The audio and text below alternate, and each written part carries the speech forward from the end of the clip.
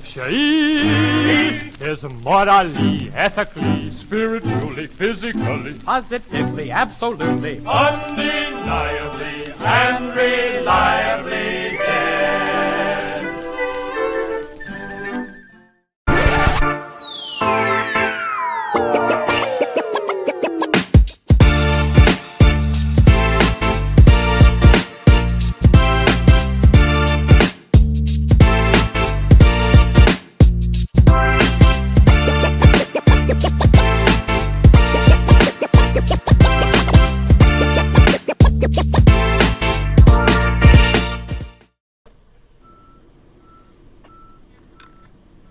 What up, everybody? Welcome to, well, this is the first edition of a collaboration between PSF and TANG Gang. What's going on, everybody?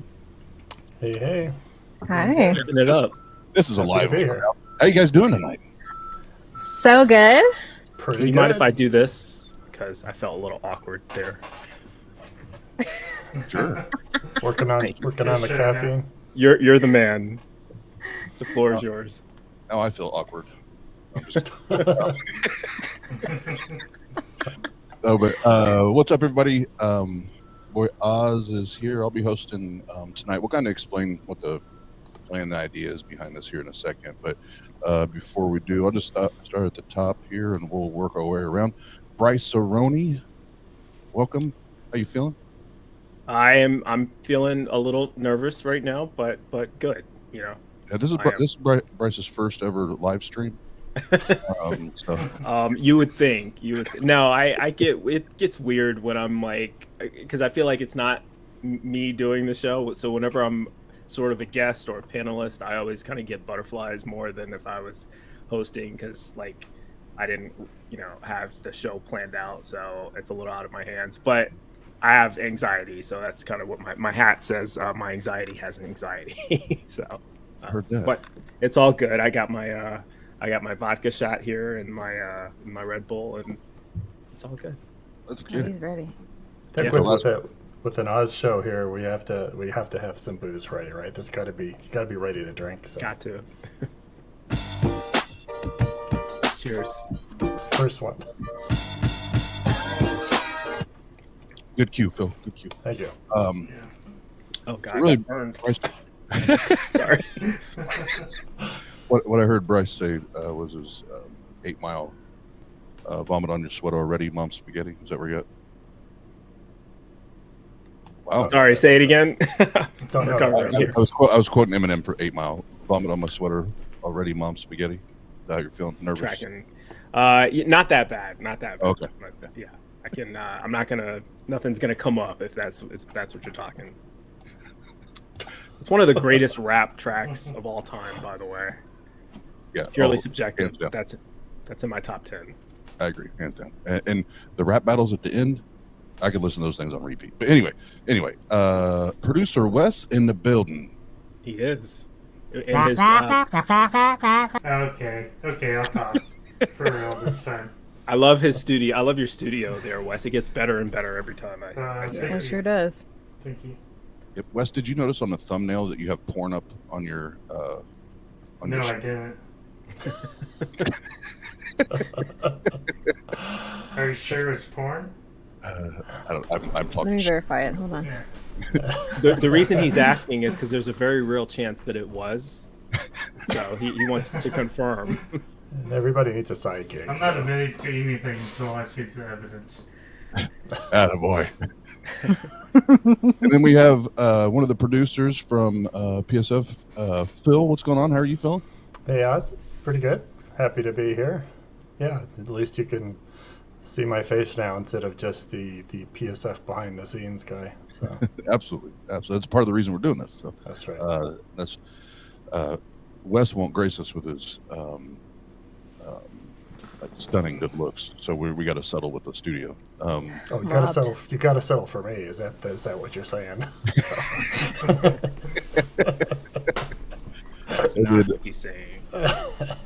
Phil is my left hand guy. Wes is my right hand guy. Phil is my left hand guy. You know, so they are equally capable, and I depend on both of them oftentimes. Well, at least That's you guys are nice. equally yoked, so that's good. It's beautiful. And then Jena, just like Bryce and Wes, play or help with both teams, play ball with both teams, however you want to say that, and helps host, co-host, produce, edit, all that. What's up, Jena? Not much, Oz. I mean, don't mind the beeping. Sorry, a lot of activity in the house. Try to mute as much as possible. But no, I'm good. This is exciting. It's fun that we can do a collab and just, shout out for PSF for all the content and work that they do.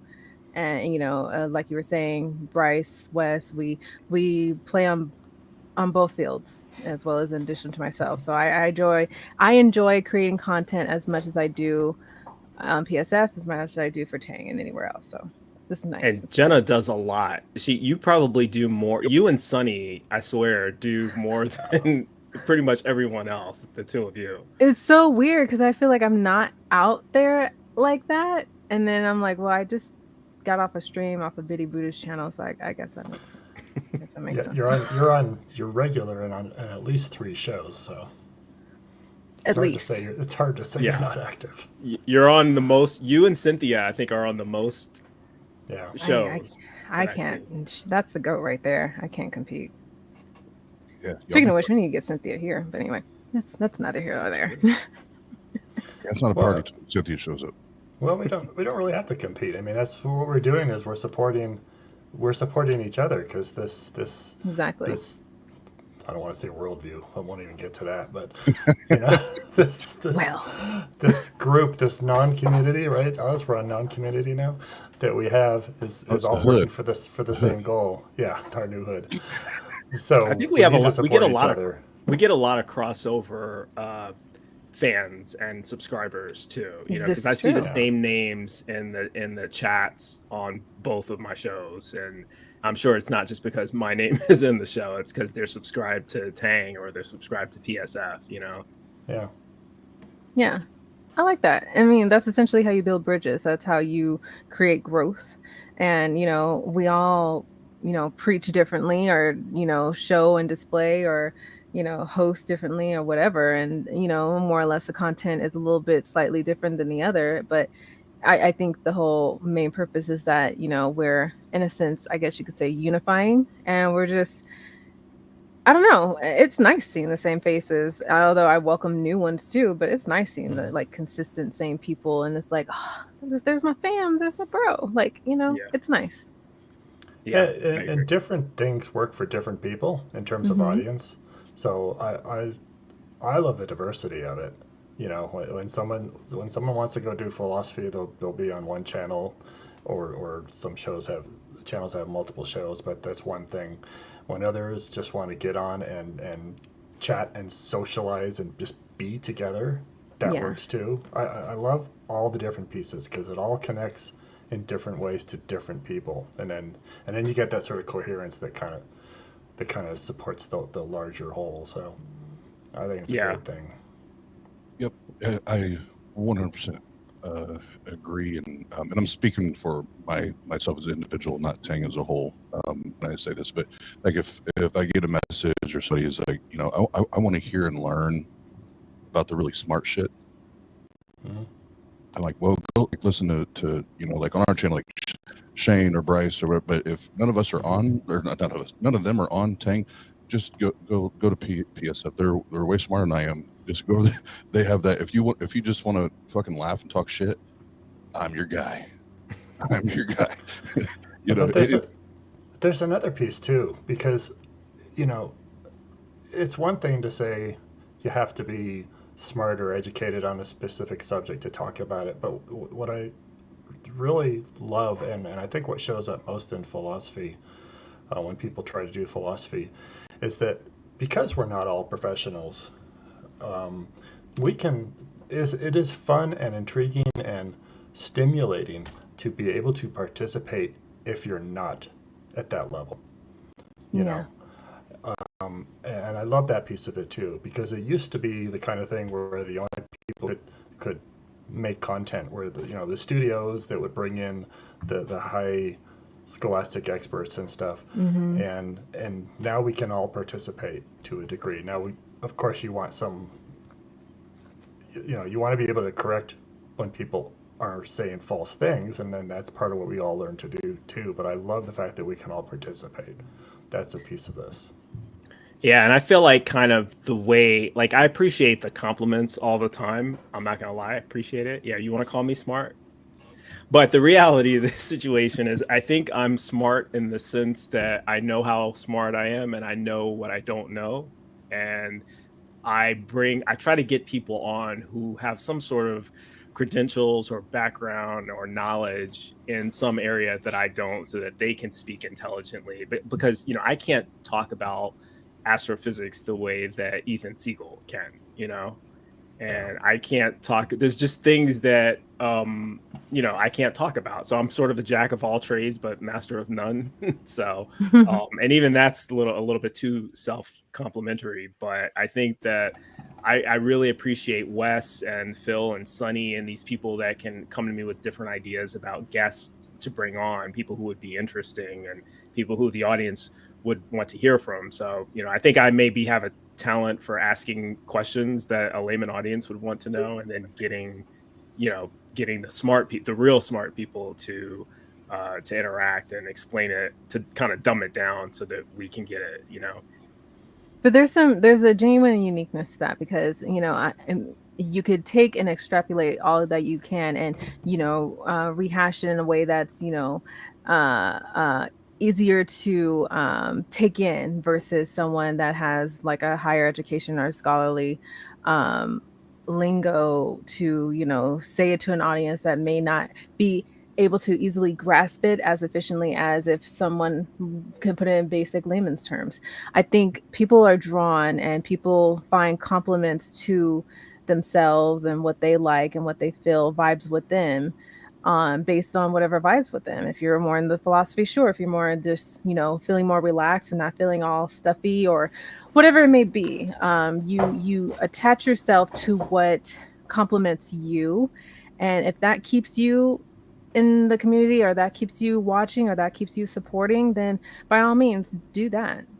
And if that's what vibes with you, I think there's nothing really wrong with that. And I think it's beautiful that you see so much diverse faces and voices and people with different backgrounds to demonstrate and hit on almost all of those aspects. Now we do. Now we do. Yeah. Uh-oh. Scott, speaking Scott. Speak of the devil. The devil has arrived. What's up, Scott? What is going on with you good people today? What up, though? What up, though, Chit-chatting. man? What are you doing? How's it Full going, house. Oz? How's it going, Jena, Bryce, everybody? Phil, what's happening? It's good so far. I liked what you had to say about the Will Smith Chris Rock shenanigans the other day. Oh yeah. Thank you. Good little talk there. I've been inundated with that on social media and YouTube. Pretty much everyone's talking about it. And a lot of people had good things to say, but then I saw Scott and I really appreciated your take as well. And I'm not going to ruin it. I go watch that video. I'll try to find a link to it and put it in. Man. Thank you. I mean, a lot of people were there was amazing. I didn't know how many people would disagree with me on that situation, but a lot of women came after me on that thing, man. I was like really surprised. They're like, how can you say that? What he did was honorable. Okay. I think that there, and I don't mean to hijack the show and talk about that, but that's my fault for bringing that up. I apologize, Oz. But just in clarity, just in case anyone misunderstands me, my position on that is very nuanced. I think that both men behaved incorrectly, but I think one was more incorrect than the other. Of course. And the concept of defending the honor of women, I'm a feminist, and I think that premise is wrong. I don't think women need men to defend their honor. I think. Thank you. That's part of that old-fashioned. Yeah.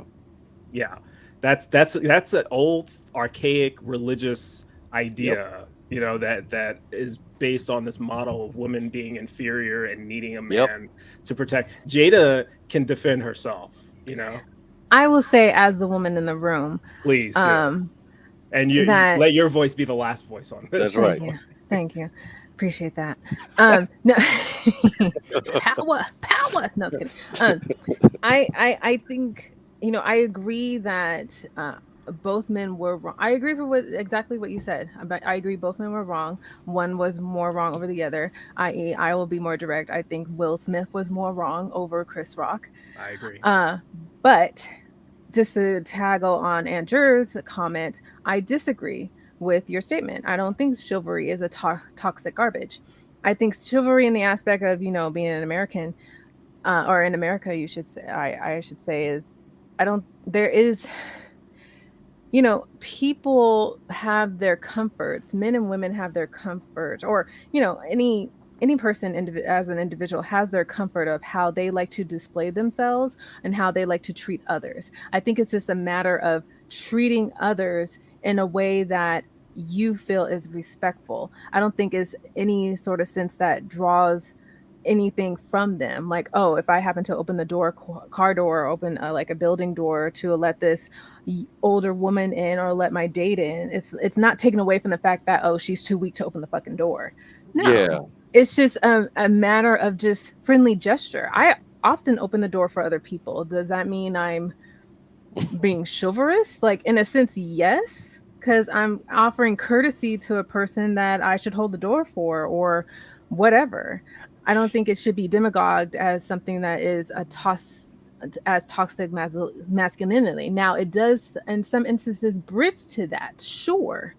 But, and, you know, other fringes of any group, and especially on the fringes of feminists, you know, sometimes you can just take it a step too far and just demonize a man for acting in a certain way, which is not necessarily something that is reflective on poor judgment of a woman that she can't do it herself.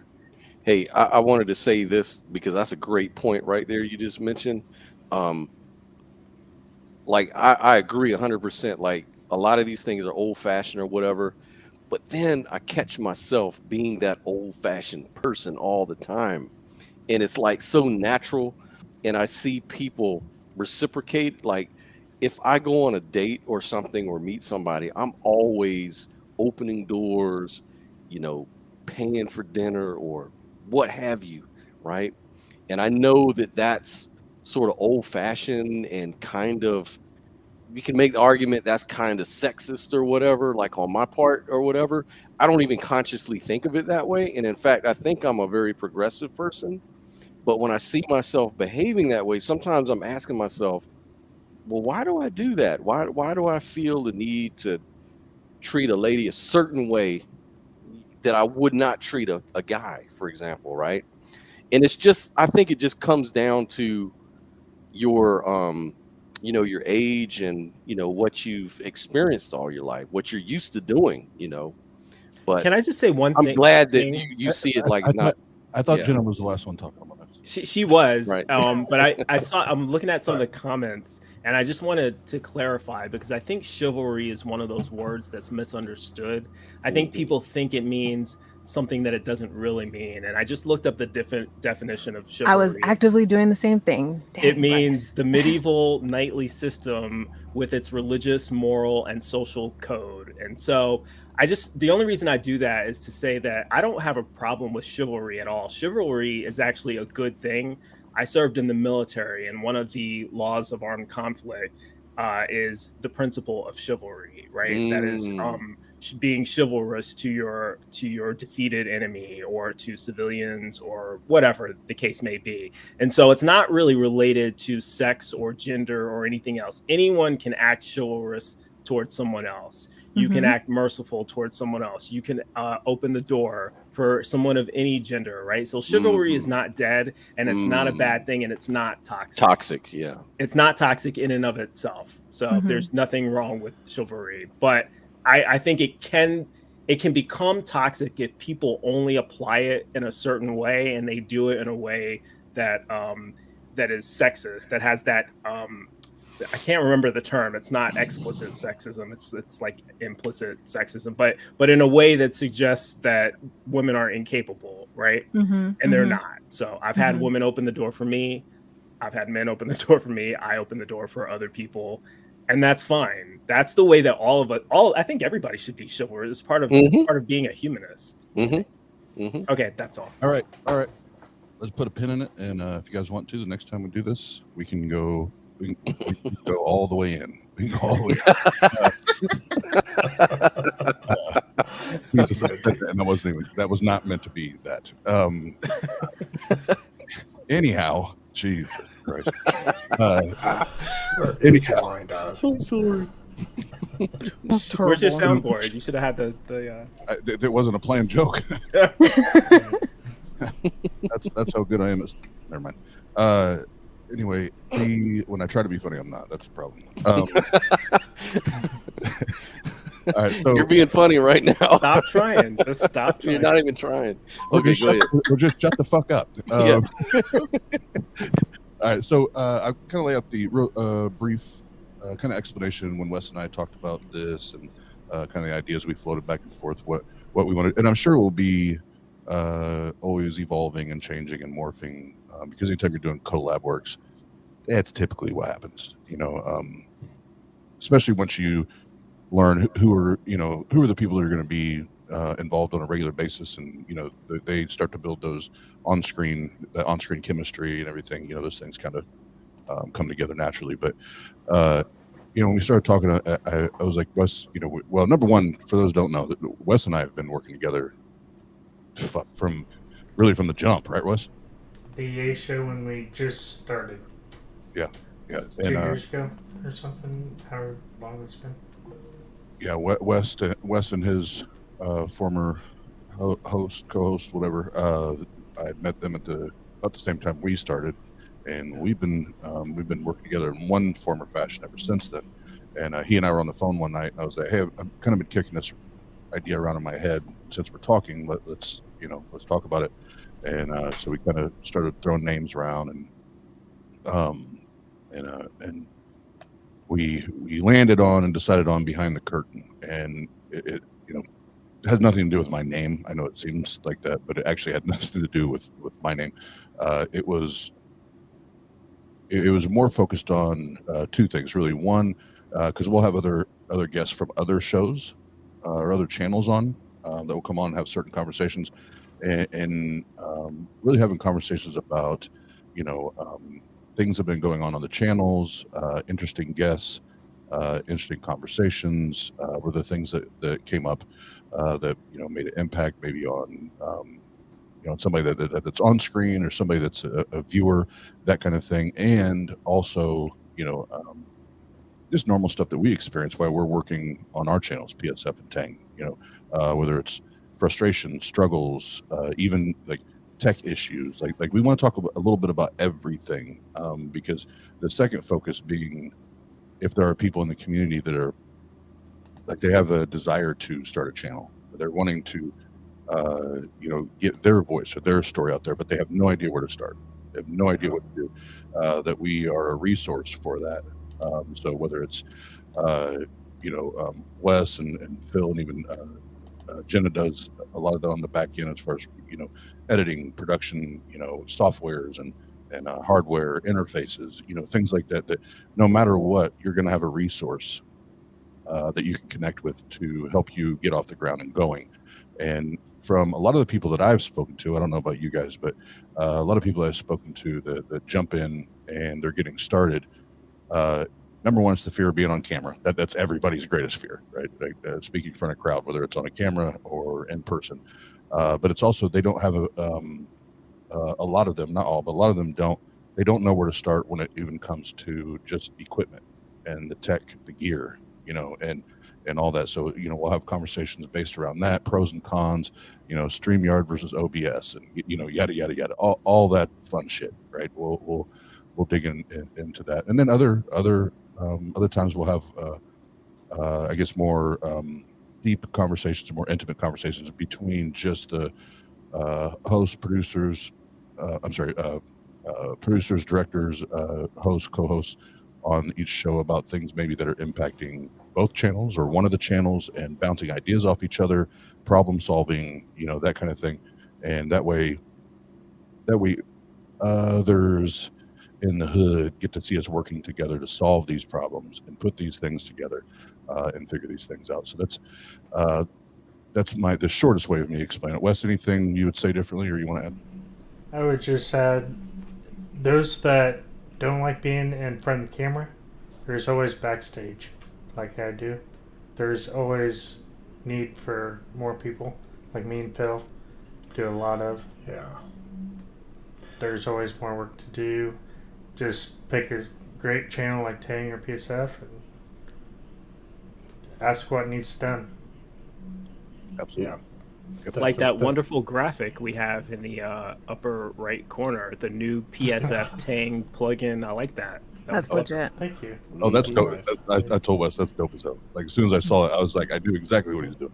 I was like, yeah, and I think of how many channels do we really need in the atheist and science reign? Many as possible. All you have to do is go out in your car and look down the block and find 3 churches on 3 corners, or 2 churches on 3 corners, whatever.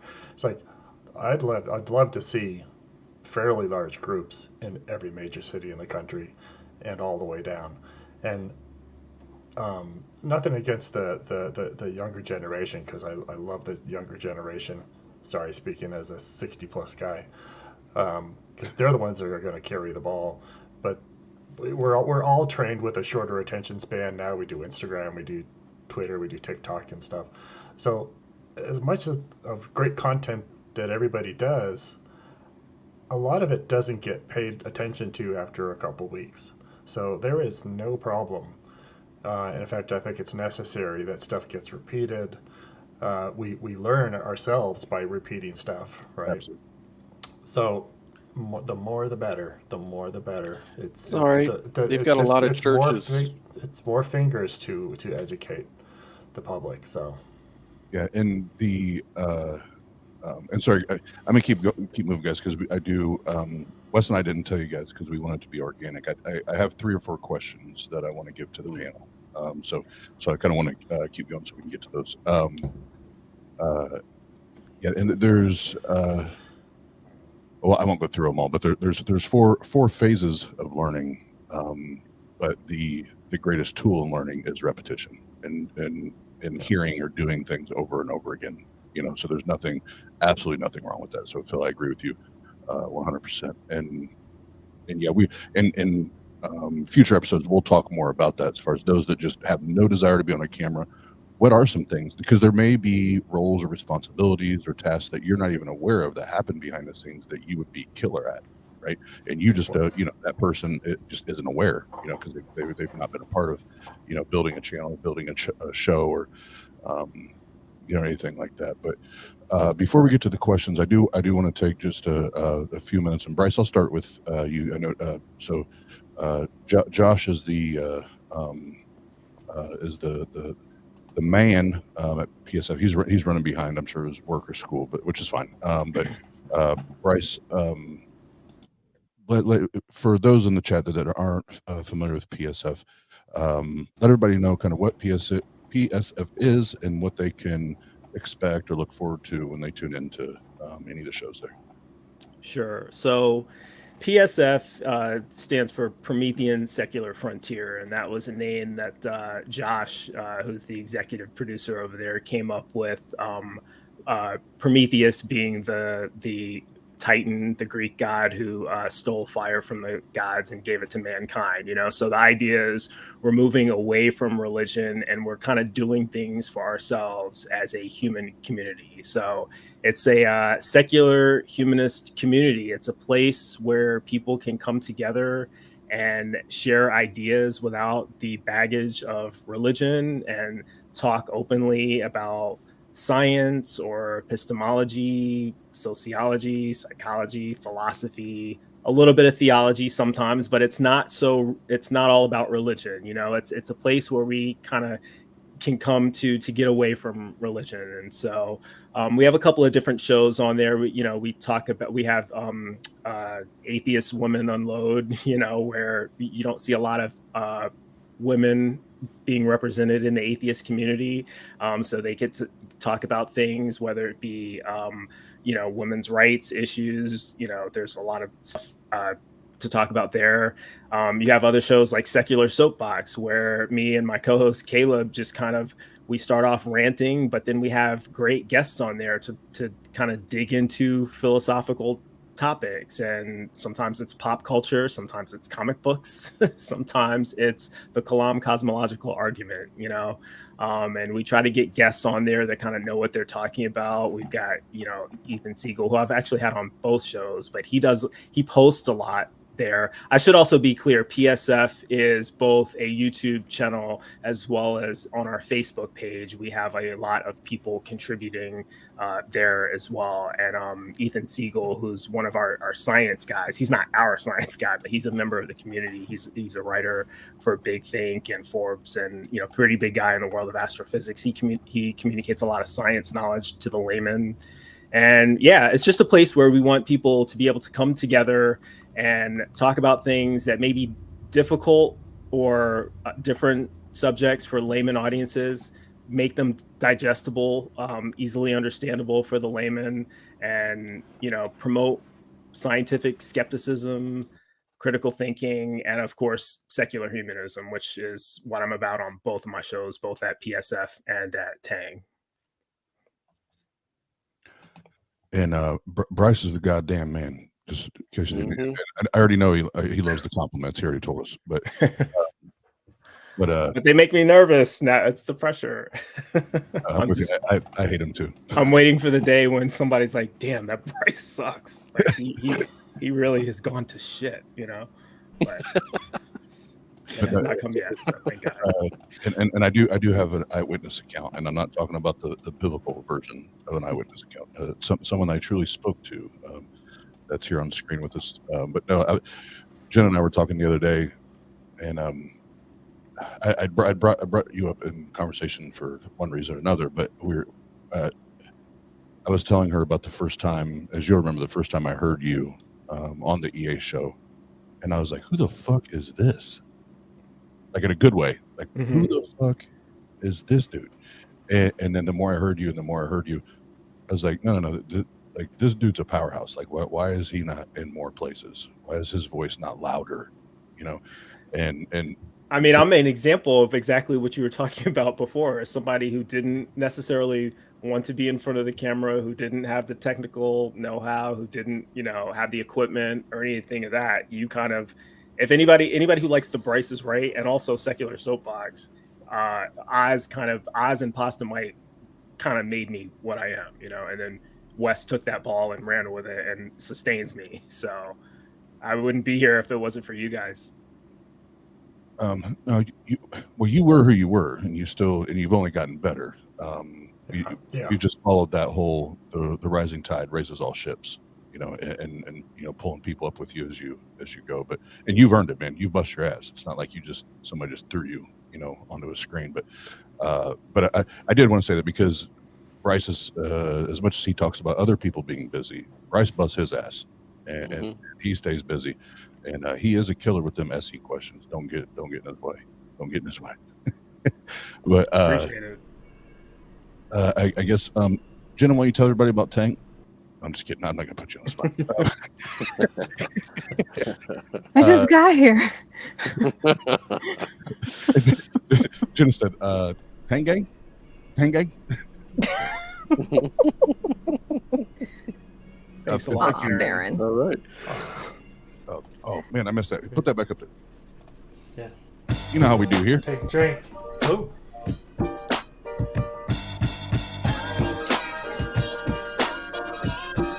Sipping on gin and juice. Laid back. That was a radio version. Anyway, thank you for the super sticker. How do I do? God, I'm so long-winded. TANG. You were talking about questions before. Yeah, well, I was going to give the Tang version of what you just did. I'm trying to put it in like 3 sentences, which is going to be fucking impossible. And thanks, Wes.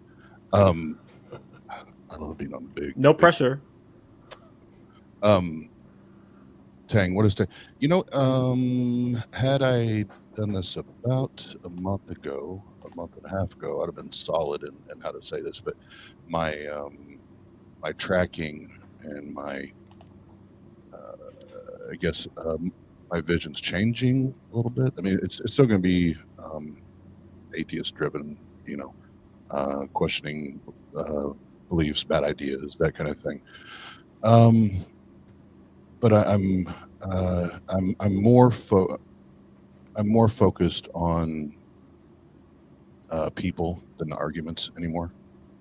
And that's me. Like, to each their own. And we need those that want to do debates and have the more, you know, intellectually stimulating or challenging conversations. We need that. We have to have that, right? So I'm not saying that I'm against it or anything. I'm just at a place where I want to focus on the people, especially deconstructing and deconverting and building a place where anybody and everybody feels safe and accepted, and they don't have to worry about constantly defending their position, constantly defending their atheism, or constantly defending their agnosticism. And I want them to have that place. And what I'm getting ready to say next, I hope nobody that's a part of Tang, as far as the roster, or anybody that's that subscribes and follows and listens and engages in everything, I hope you don't hear this the wrong way. I really do. But I've heard from I don't know how many people. They always say, you know, Oz, Tang is where all of the people that either they're the black sheep or they're the underdogs, or they're the ones that don't care about the philosophy and they don't care about the debates. Like, that's home, and they feel comfortable there, and they love to be there, and they love to hang out there, and that means more to me than all the other shit, right? And again, when I say shit, that's presently where it's at for me. Like, I'm not invested in that shit right now. I want the people, but that shit is still very, very valuable, very, very important, and we need it. It's just not my shit. My shit is what I'm, you know, currently trying to focus on and build, and that's creating more opportunities and more places and more time for people to just be able to talk real life, talk real shit. And there was someone has shared about PSF a minute ago that they've really been able to heal and learn and those kind of things through PSF. And I think, like, that's, and I know you all agree, that's one of the greatest compliments we can get, right? That's one of the greatest compliments. And I won't name names or anything, but the other night, and Bryce, I haven't even got to say thank you to you yet, but Bryce was in there, and there was Jena, and then there was someone else in there that's a subscriber and a channel member and all that. And you know, Bryce said several things that night that were very impactful for me, and currently some of the shit that I've been going through and navigating. But then the other person that was in there, you know, and you, I think both of you were there, but you know, if I don't say this accurately, please correct me. But it was essentially, if it wasn't for these relationships, friendships, this community, I may have already taken my life. And it literally, it was the kick in the ass I needed. It was a slap in the side of the head that I needed, because I was like, fuck, I allowed myself to get lost, you know. So the reason I say all that is so people say, it's like, well, what the fuck is Oz talking about? All of this has redirected my thinking. So it's hard for me to say this is what it is. Like, I wouldn't have to go, right? And so I'm reformulating, and I'm retracking, and I'm doing all that. What I will promise you is we ain't fucking going nowhere. I could tell you that, but I do. I love people. I love helping people. Tang loves people. We love helping people. And at the end of the day, if that costs us something, because that's our priority, then fuck it. Fair enough. Remove Yeah, all that's toxic great. elements from your life, Yeah. and from your life, professional and personal. Right. If I can add just one short sentence, just to modestly correct what you said at the top. I don't think you're changing Tang. I think Tang is evolving. Fair. Mhm. Fair. Yeah, because the heart of it is still, it's still basically the same idea, right? Some of the names and faces have changed over time, and the presentation, I think, has changed, but the general idea of it, at least from when I started being a part of it, has been pretty consistent. Yeah, I guess the last element. I'll go into the questions because this might actually bleed into the second or third question. But I'm the type I genuinely love people. I love helping people. I'm always going to be respectful. I'm always going to attempt to do my best to prefer the other person over me. Like I want to do that and make sure that person has the best quality of life or whatever before even I do. I try my best. As far as the channel is concerned and the online, like the politics and everything, I'm done caring about the politics. I'm done caring about what they think about Oz. I'm done caring what they think about Tang. We're gonna do what we do, and if others don't like that, hit the road, Jack. Don't you come? And it is what it is. It is what it is. That's right. It's all good. And you know what I do appreciate is, with PSF and with Tang, most of us anyway have worked with each other at least enough as far as backstage or on screen that we're at least familiar with each other and know enough that we're all people that have we have good intentions in this, and our motivations, everything in the right place, and that's one thing that we can get behind, as two channels, and we do offer things to those that want it, but with two different formats, but yet they still blend together so well. So it really is. It's a beautiful marriage, but we're about 42 minutes in, so I'm just gonna jump right into questions and not waste any more time. So sorry for my rambling. I said 3-4 minutes, and I told you that was never going to happen. So the first question is, and let's just do this as like a speed round because this is more of the icebreaker. Have fun, but I don't want to skip this one because I think it's going to be hilarious.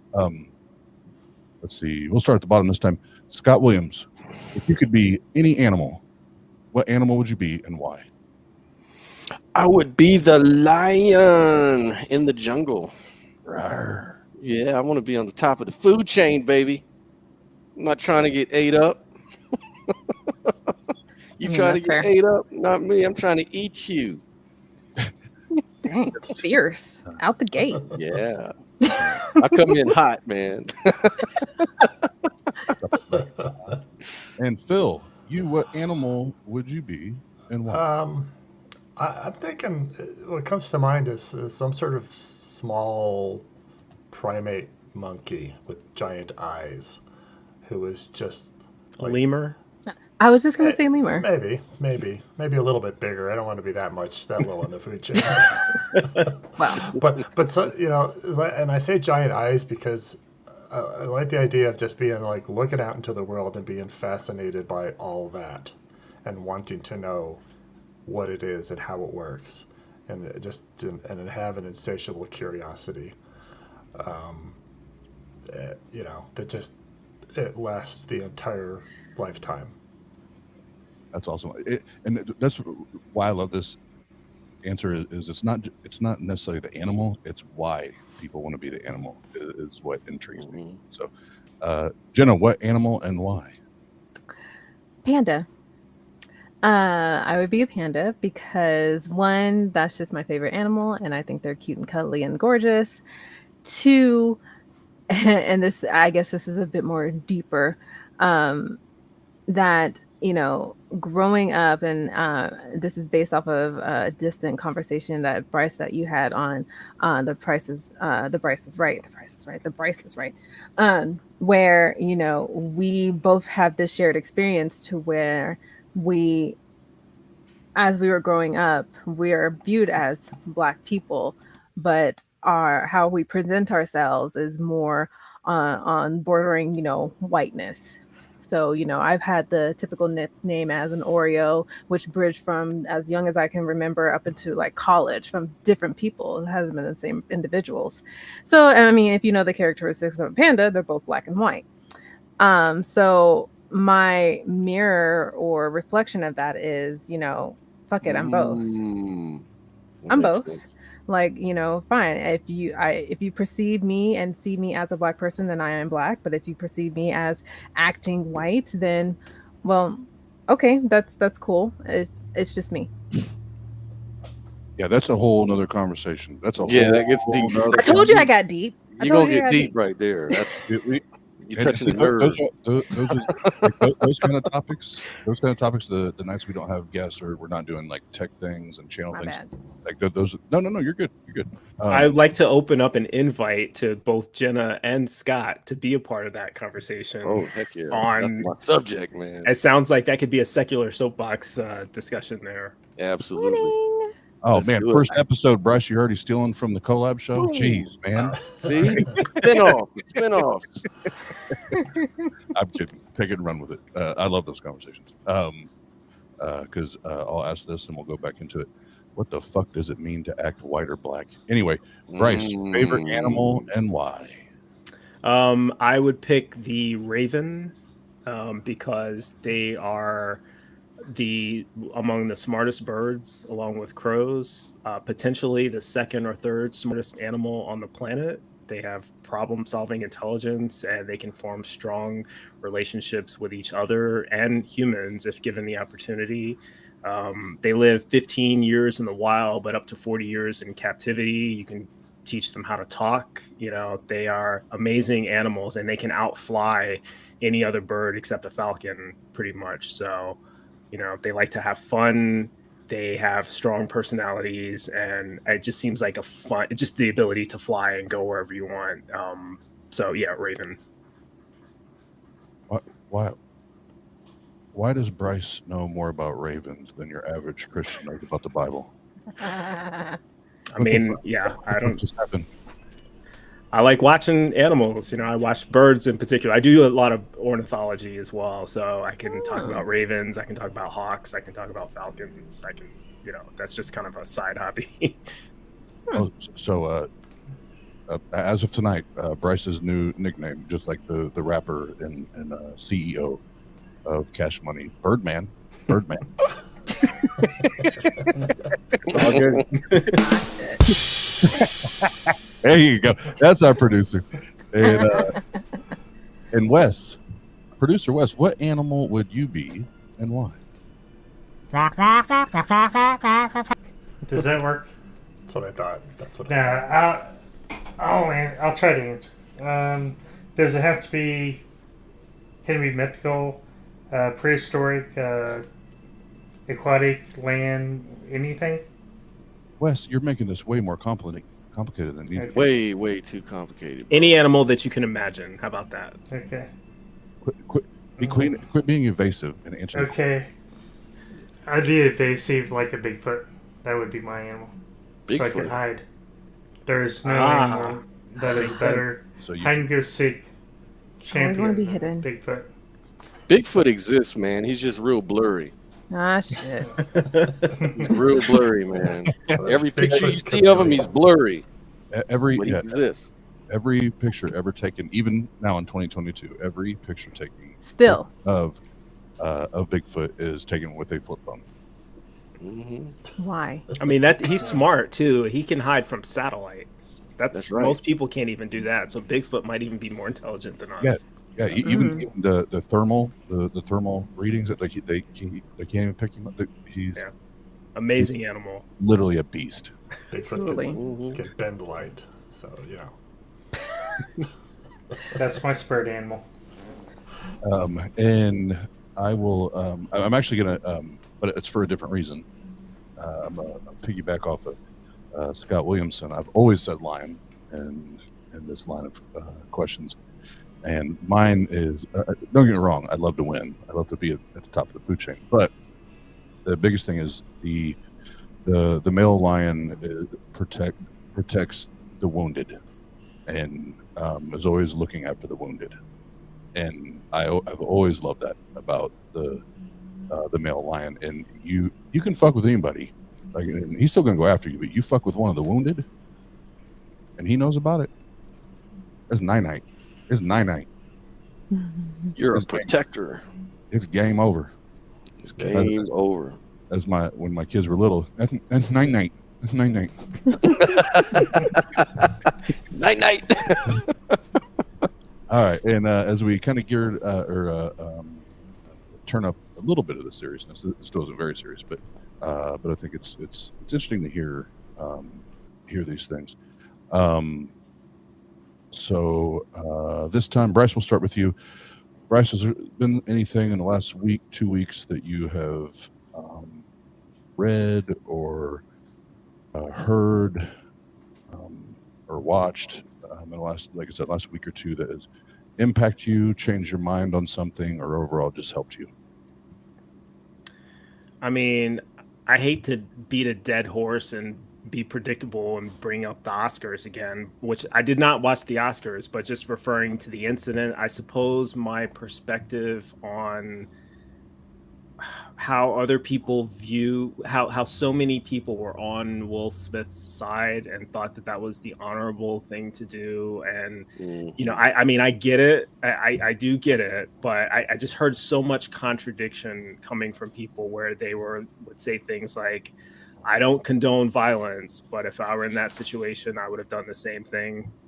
Well, you're admitting that you would have done the wrong thing when you say that. You know, if you say you don't condone violence and what he did was bad, but you would do that, well, then you're saying you would have done the bad thing. And so it's kind of disappointing. It's like, I really want people to hear what they're saying and maybe reevaluate their thought process. You know, if you recognize that something is bad and you're willing to the point where you're actually willing to say it out loud, maybe you should consider whether you are in your right frame of reasoning by doing the bad thing, you know, or maybe you should change your moral stance on that, or I don't know.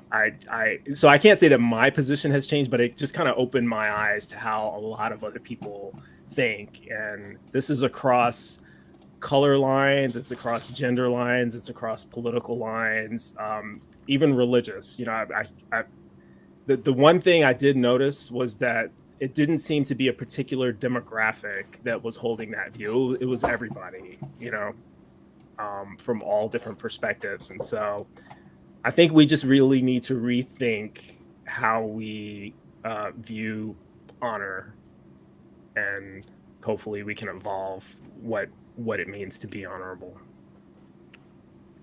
It's interesting you brought up ways of thinking, processing, hypocrisy. That's interesting. Yeah, we'll get to that in a few. Producer Wes. You said reading anything? Reading? Reading? Would that work? Would that work? So anything oh, fucking hell. He's on it. On it tonight, yeah. This producer is way better than that Tang producer. He fucking blows. Shit. I've done too much of it right here. I don't know if you can read that. Oh, reading Sumerian? It's backwards. Yep. Oh, It's learn to backwards. read ancient Oh, Sumerian. I got it. I read it. Oh, there you go. You Joshua translated. Bowen. Plug in Dr. Like him. Dr. Yeshua. Yeah. Oh, so you That's- breaking down that ancient Sumerian, huh? I'm a little ways into it. I want to, but dang, it's hard. Mad respect for Josh. It's not, It is well written, though. It's not. Oh, he does a great job because He makes it easier. So yeah, I was getting ready to speak and ancient Sumerian. Okay. I forgot it. Other than that, I have been trying to avoid the slapping talk I'm just not down with it. I think there's so many more important things we could be discussing. Ukraine, I know there's other things in the news that has went by and nobody's discussing that. But that's just my opinion. No, I overall I agree. I created a complete clickbait show the other night, and I think we talked about it for 10 to 15, maybe 20 minutes, whatever, and the rest of it was just talking shit about other stuff. But no, I get it. In my defense, I did talk about I did a whole show on the politics of Russia and Ukraine, but I have to say there's a little bit of fatigue with that as well, which is unfortunate because it's a big thing going on in the world right now. But people it's so hard to get your mindset back in war, especially we just got out of a war and then it seems like we're on the verge of World War III again. It's like I'm almost happy for the distraction of it, but Wes is right. It is a bigger and more important thing to be talking about than the fucking Oscars, Mm-hmm. Yep. Yeah. And which is never mind. I'm not gonna go there. Jena, last week, 2 weeks, anything you read, heard, listened to, made an impact, changed a mind, or just helped overall? I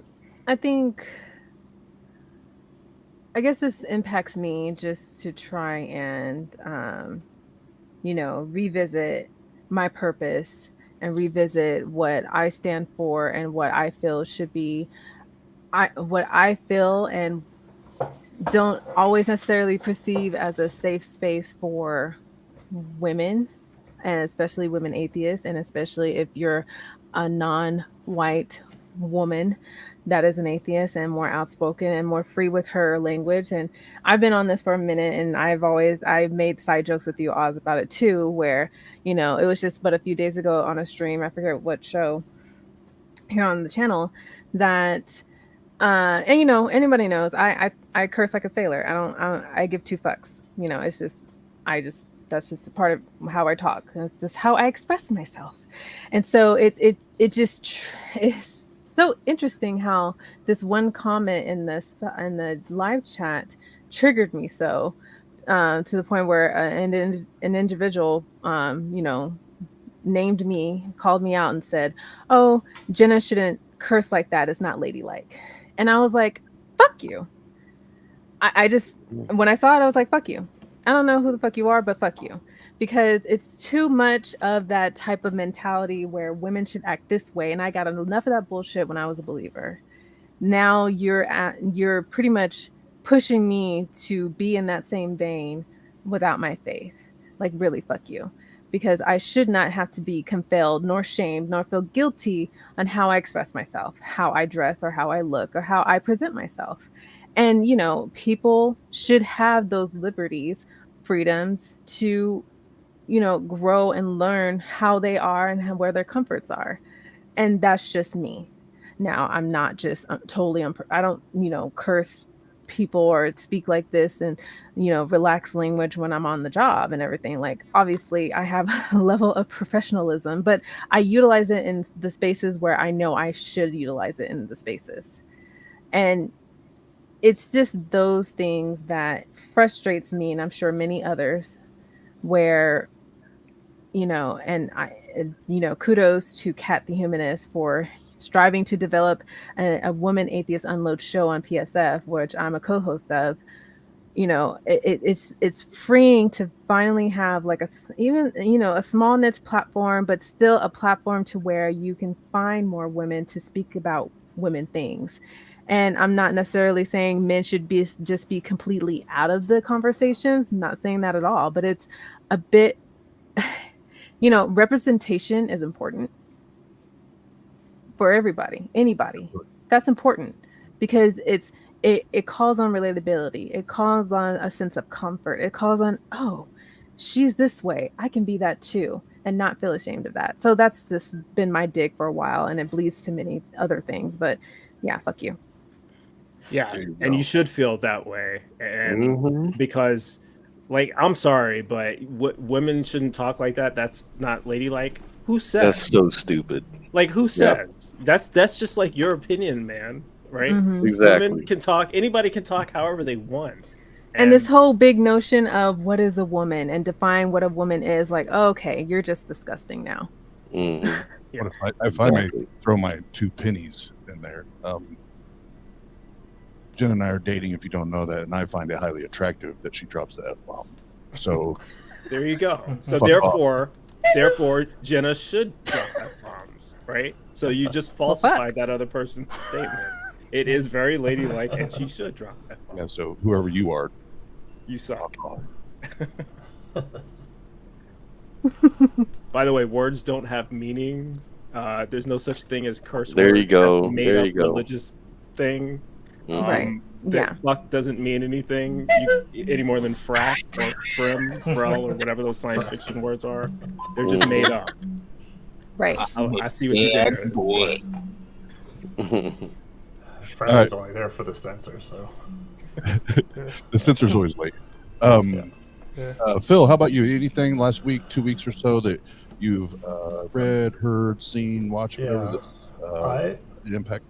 I'm reading a biography of Mao Zedong right now, and it is, you know, we all know what a horrible guy he was, but what has been most fascinating about this book is learning to what degree Russia was behind the growth and development of communism. I really had no idea that they were trying to basically be the puppet masters for the rise of communism in China.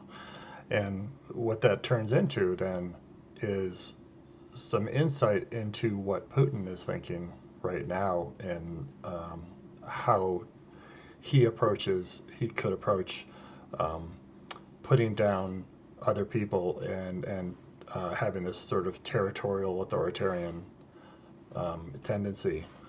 And just to, I won't get into depth here, but just to mention a couple weeks ago when this whole thing started, there was a report that he was going out and telling his people what a wonderful thing he was doing, and he was citing Stalin and Lenin as if they were great heroes.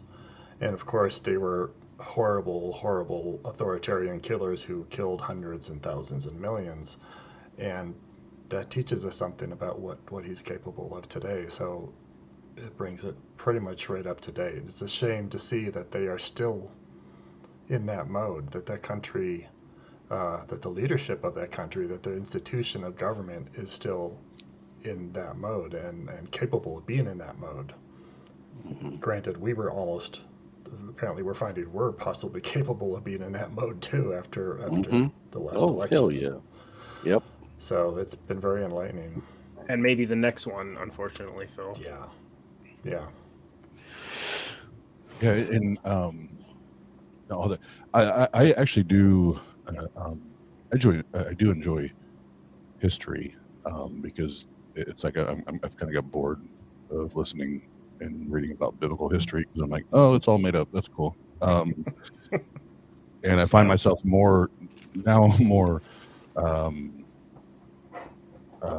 drawn to like real life history, right? Like shit that really matters. And so it's interesting hearing those things. And I haven't got that far in depth, you know, in some of the stuff I've been reading, but it's fascinating to learn about the, how do I want to say it, the global spider web. Yeah, and I'm into it later in life, frankly. And one of the things that triggered me to read about the authoritarians, starting with Lenin, was the criticisms that the atheist leaders caused more deaths and damage than the theist leaders. That got debunked really fast. That's a dubious assertion. Yeah. So again, I won't go into it here, but that's there's some discussion to be had on that topic. Yeah. And even for the ones who were atheists, oftentimes they would use religion because it's so easy to indoctrinate people into a mindset to do horrible things. And that's the harm of religion, whether it's being used by people who actually believe it, which half the time I don't think they do. You know. Yeah. But, And real quick, Phil, if we have time to come back to that, I would love to. Bryce just put in the private chat. He's got a dip here in about 20 minutes, so I want to get to Scott, and then I'll go to Bryce first on the next question because I want to hear want to hear his answer to it before he goes. So Scott's last one here. So anything last week, 2 weeks that you've read, heard, seen, watched that's made an impact, changed your mind, or just helped you? Well, I was watching my video that I put up the other day, and I was really fascinated by what I said. No, I'm just kidding. Yes. No, well, hey, you heard it here, folks. You heard it here first. Go check out Scott Williamson. That's right. Is that good? I watch myself and learn something every day. No, I was just. I'll ask the question and then I'll shut up. Yeah. I'm such an asshole. No, I was just talking to people about so many things. Like last week, I think I got into this whole discussion about reparations and that whole conversation, you know. And then I started reading up about that online and watching videos on that topic and that subject. But then, you know, I have other things that I'm trying to do. Like I'm constantly trying to talk about music with people. So I'm studying about these guys and these guests I'm going to be having up. And so I'm learning about all of that. So my life is just scattered. You know, I'm all over the place every day. I don't even know what I'm going to be doing tomorrow. But yeah, that's pretty much it, I guess, that I can think of. We sound a lot alike. Yeah. I need more drugs. Calm down. Somebody say, hey, window, drugs. That's an inside joke. Bring him in. Window be talking. You guys won't have any clue. You're like, why is he talking to his window? But all right, and I'll say mine quickly because I want to get to the next question. It's a 2-part question, so I want to get to Bryce before I dip out. Do I want to go through the first one? It might take a long time.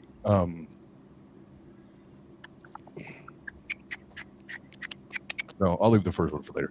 The second one, and now I'm going to parody Scott again, but I'm actually going to be serious because it's something I was reading something and this hit me because I've really been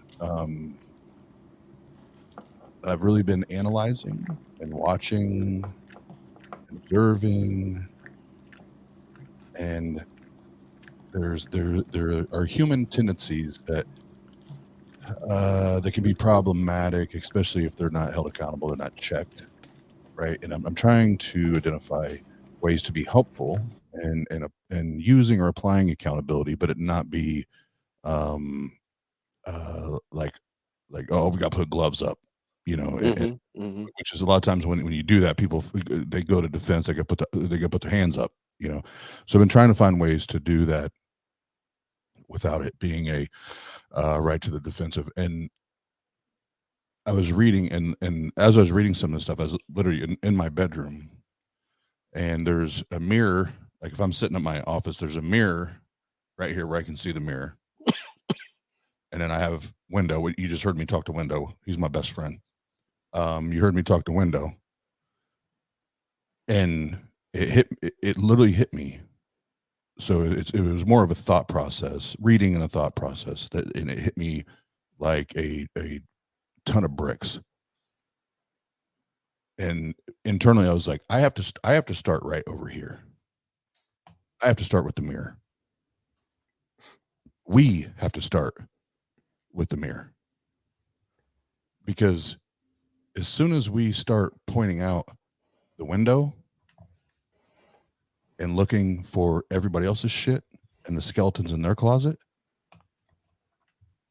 when we haven't looked in the mirror first and taken care of that and the skeletons in that closet, what are we really doing? What are we really doing? Just blaming. So are we really helping? Are we really helping? Or are we just being selfish and deflecting maybe the issues or the shit we have in our closet and trying to throw it at other people because we don't want to face the mirror, right? And I'm not trying to get all, deep and psychological and everything, but that's the thing, and that's been in the last week for me, where it's like we should every single one of us should start right there. Look in the goddamn mirror and start right there. I'd like to add on to that if I could, man. Quickly. Yes. Because my son, you know, I have a son in California, and you know, I talk to him like as much as I can, and we have these conversations because he's a young kid. He's a teenager, and he's growing. He's got challenges, and he wants to know, like, why do I feel this way? Why do I don't, you know, why am I not, you know, getting where I want to go in life? Why am I stuck? All these different things which young guys go through, and basically I'm just kind of like setting this whole thing of self-responsibility. Like I'm really just focusing in on accountability with him, because I think one thing that young people, young guys lack is being responsible, like take ownership of yourself. Like stop looking at the external things. Like they may be a factor, no one's denying that, but how can, you know, what is the one thing you can count on that you can kind of control and kind of work on that would make sense towards what you want in life? And that would be taking on a little more responsibility every day, like trying to become a responsible person. Because I think a lot of young people, they grow up, especially men, they tend to grow up in their 20s and stuff, kind of like with no direction, and no one's really telling them to be more responsible. They're more or less running from responsibility at that point. And they can have this problem. A lot of people in this country probably have something. I know I did. I had a challenge with that. And it wasn't until I started really having a goal in life and having something to live for and try to really make it work and take responsibility for it, that you kind of learn this discipline and this way of building yourself to what you want in life. No one's going to give it to you, right? And it doesn't really help you to, like you said, looking outside at other people or other things, but more or less look in the mirror and see what are you doing to kind of help yourself. I mean, it's nothing wrong with getting help from other people. There's nothing wrong with that at all, but you have to also kind of help yourself. And it sounds really cliche and silly, but I understand what you're saying, Oz. I've kind of been having that discussion with my son lately. So. Really quickly, how old did you say your son was? He's 15. Okay. So, yeah. And I wouldn't be afraid at 15 to, it'd be something that you would want to go through with him, read through with him, you know, at that age. But there's 2 books, and once we're done with the stream, I can tell you again if you want to write them down. But one is Life in Focus, and the other one is Compound Effect. And I don't care if you're 15, 20, 25. Those 2 books are like slap you in the face as far as being responsible, just being a responsible person, right? And learning what the effects are of small decisions and how those repeated small decisions affect the big decisions later, you know, yada, yada, yada. So I can give it to you later if you want to. But thank you. Those 2 books changed my life. So cool. Absolutely. All right, y'all ready for the heavy shit? Yeah. Oh yeah. I love it. Do that heavy lifting? No. Get ready. Jena says she bench presses 415. Facts. So she's a strong atheist. There you go. Not just that. You the homie. Not just that. She's a strong militant atheist. That's right. All right. Well, Bryce, before you go, thanks for waiting for this. It's a 2-hitter, a double header, a 2-hitter. So first, what'd you say? I'm ready. Let's do it. All right, let's get it.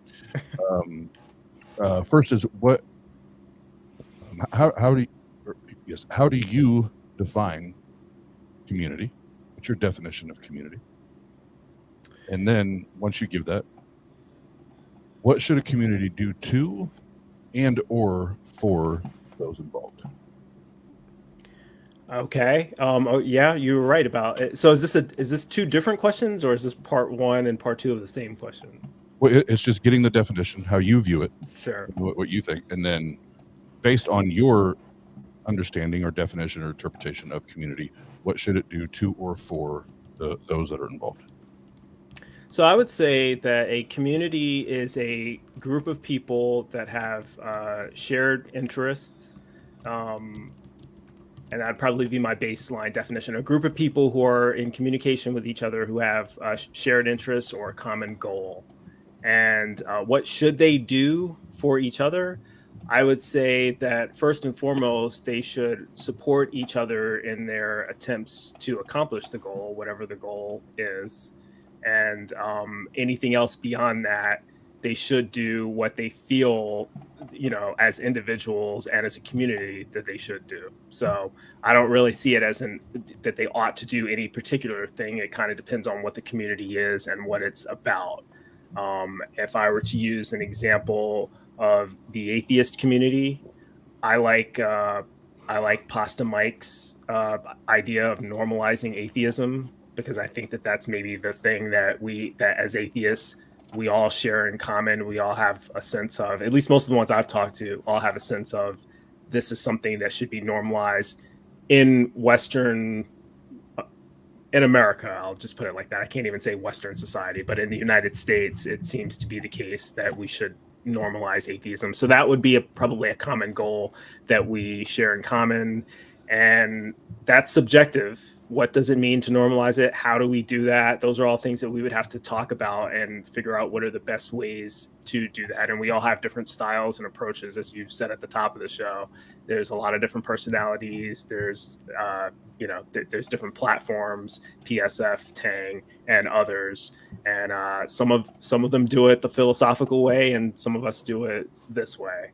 So I think community is just having that shared common goal. I don't think atheism means anything beyond not believing in a God. And probably the one thing that we share in common is we want to be considered people first and not be defined by our lack of belief.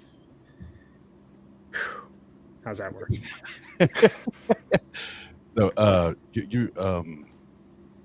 first of all, no, Bryce, thank you for your answer, and no, that was great.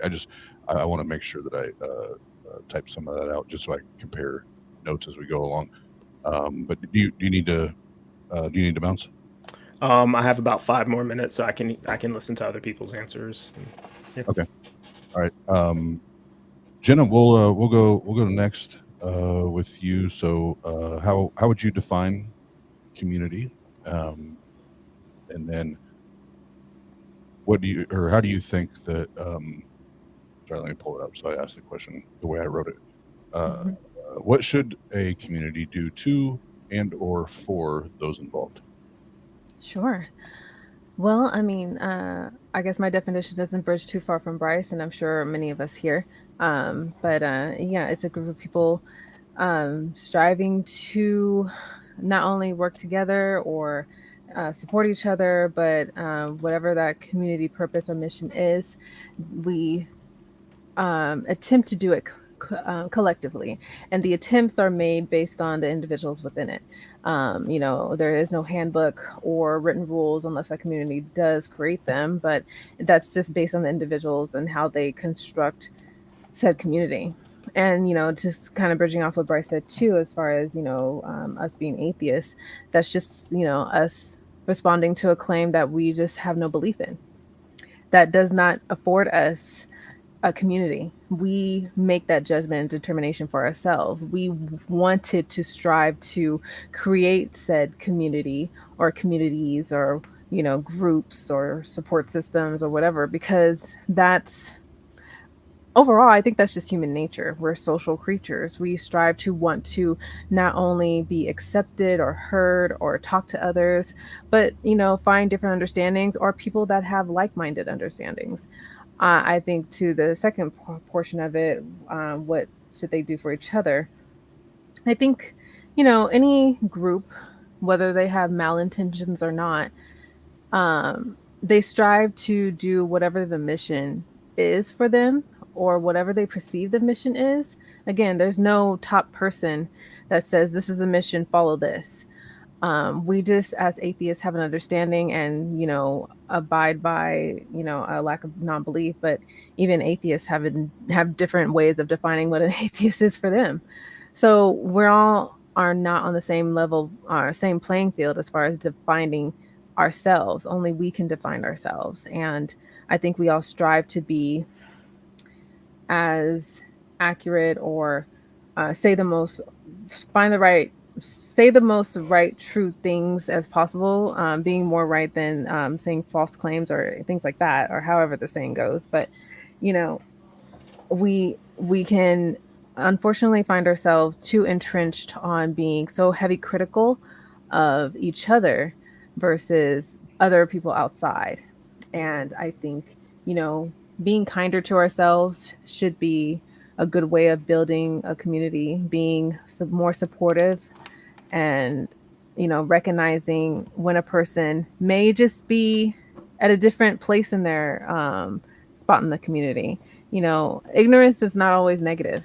Ignorance can just be a demonstration of a person's upbringing, or where they are culturally, or where they are physically in the world, or whatever, or just any aspect of that. So just to wrap it up, I think overall I view community as for me to be supportive and understanding and patient. Patience should be more valued when it comes to communicating with each other and supporting each other, because being pushed out, we've all in some way, shape, or form have those experiences. Awesome, thank you. And I love your microphone. I'll save my opinion for later. What'd you say? I love your microphone. Oh, your Jenna's whole setup is fabulous. Yeah, really nice. Thank you. Thank you. I need to get rid of this and get me a real mic like that. That'd be dope. Cool. And then Phil, we'll go to you next. How about that? Phil, what are your? Let me make sure I wrote it down, so I ask it the same way every time. How do you define community, and what should a community do to and/or for those involved? I want to say community has an analogy of like a village. There's more. There's something that ties them together than more than just that they are similar in some way.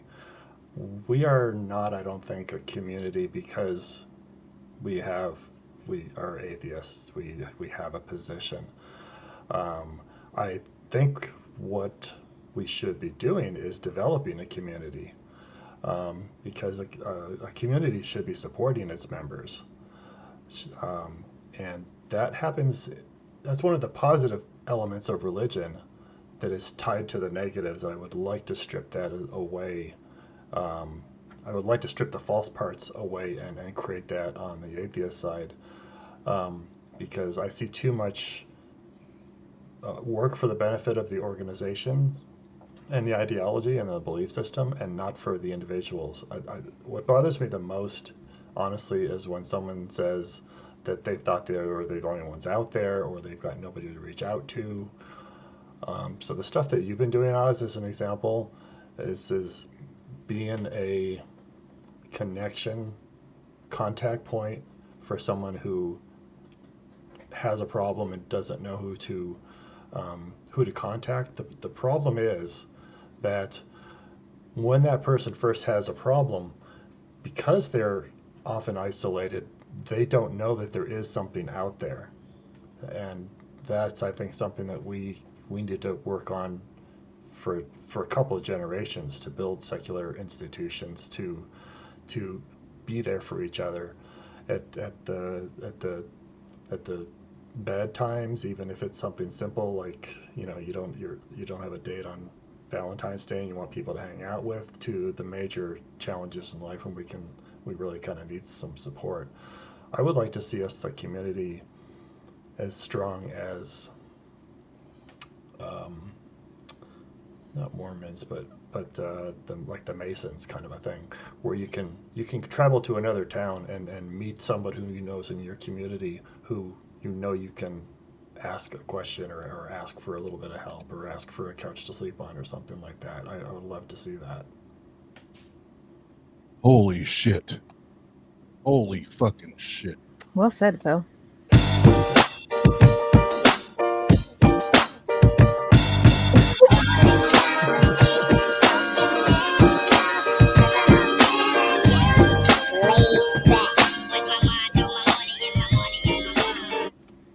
Phil, I fucking love you.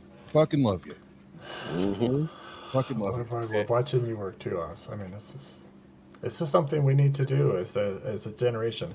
Not my generation, your generation, and moving forward. I'm here as an old white guy, kind of seeing this stuff now and seeing all the problems that my generation has brought together, and the way people and organizations take advantage of each other. And I'm here to basically, I'm involved basically to see that this next generation does better than that, and I do whatever I can to help encourage it. And Okay, Boomer. I just So, want to say thank you for all the work you do with PSF. Yeah. It's amazing. Have all that help, and everybody else there as well. But thank you, Wes. go ahead. You sexy beast. Mm-hmm. But I do want From the lion. what I do want to say on a serious point, and you know, Phil, you deserve one more. I'll take another one too then.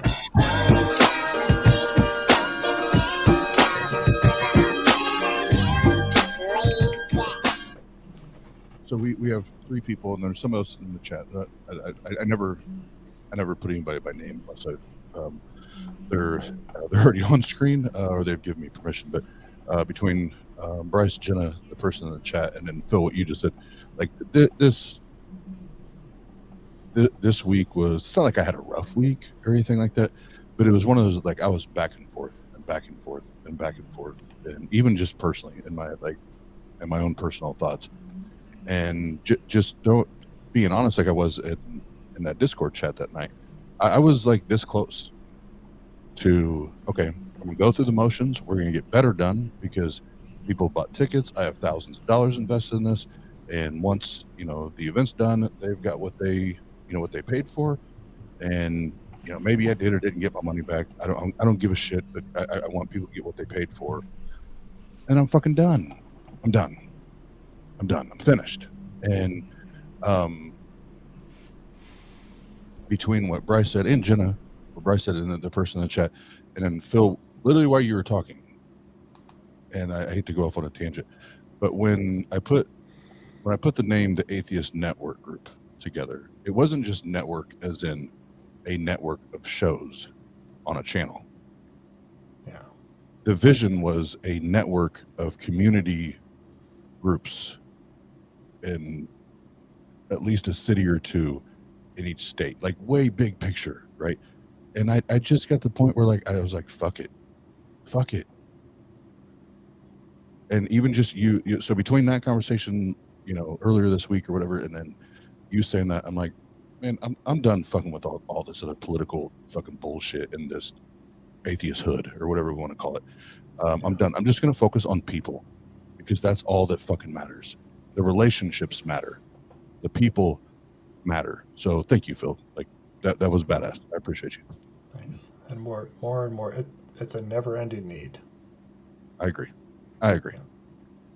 I do have to take off there, but I want to say thank you for allowing me to be a part of this lovely panel.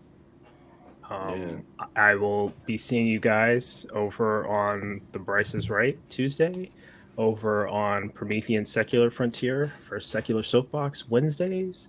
And until then. Hell yeah, Bryce. Love you. Love you.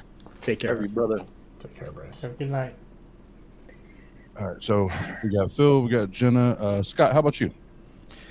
Yeah, I mean, both Jena, everybody's kind of said it all. I agree. Like a good community, we're all social animals, and a good community is one that's a great support group. Like we're all supporting each other, and the group is strong and united. But yet, there's a lot of groups a lot of social groups and groups that try to be this monolith. They try to be like everybody's got to be a robot and think alike and behave alike, and anybody who steps out of it are going to be outcast from the group or whatever. And for me, that's not a good group or community. You know, that's like a dysfunctional community. But for me, a good community would be one that they support each other and they understand like we're all individuals and we're going to think differently and we're going to have different opinions. But at the end of the day, we all support the vision of the community. You know, the vision of our community may be humanistic. You know, we want well-being for the world. And we're all striving to do that in our own individual way. And we can talk among ourselves. We can argue among ourselves about what is the right thing to do. And I think that's what any healthy relationship is all about. You know, like if you guys don't talk it out and confront each other on things that are serious enough for it, then you're just being fake and phony and it's not doing anything. You know? Y'all are hitting on little triggers, and y'all fucking up my man right now, because I could see it in his face when you said a certain thing, when Phil said a certain thing, when Bryce said a certain thing. Right. I don't know, Oz. I think the preacher's talking to you. Yeah, the spirit is talking to you. The spirit is moving. It's encouraging. Shandeke. It's encouraging me. It's encouraging. He helped Gilligan. I feel the spirit. I feel the spirit of encouragement. But we actually have 2 super chats because I missed one earlier. So let's, Wes, if you can go up to the one prior. It was from Ryan. Hi, Ryan. Ryan. There we go. Yeah.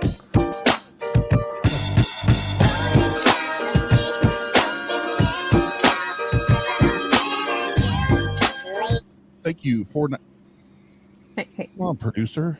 We read them. $4.99 from Cultastic. Thank you all for growing the fucking community. No, she said community. For our community. How dare you twist her words?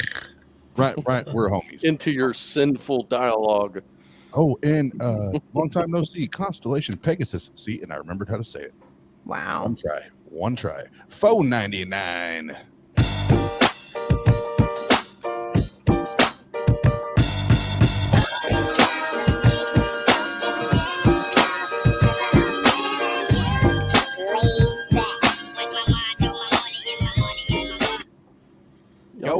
I need more. Jesus Christ, producer.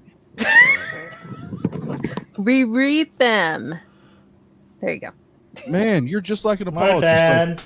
You're just like an apologist. Like, oh, I have evidence. No, it's not there. Yeah. You need to interview Ben Stanhope. His book on the flat Earth and dome cosmology is incredible. So much in his book. Ben Stanhope. If we're talking about the Earth is actually flat, no thanks. Yeah, no thanks. That does not sound incredible to me. Speaking of producer. Yeah. It's your turn, Wes. Wes. What was the question? Holy shit. Okay. I'm just going to reiterate what everybody else said. To me, community is family with shared ideology, beliefs, or lack of for us, and common goals of some kind. And I suppose we just got to treat everyone as family, as a member of our family, accept differences of thought, and care for every individual. Don't leave anybody out. That's it. Short and sweet. I like it. Oh man. So you collected all your answers? Most of them that I could keep up with. Type. Yeah. All right, so so for those that maybe just joined in, the question to the panel, and Bryce had to dip out, but the question to the panel, well, it was 2-pronged. How do you define community? And then what should a community do to and or for those involved? And before I kind of start to go through them from my perspective, I want to provide the dictionary definition of community.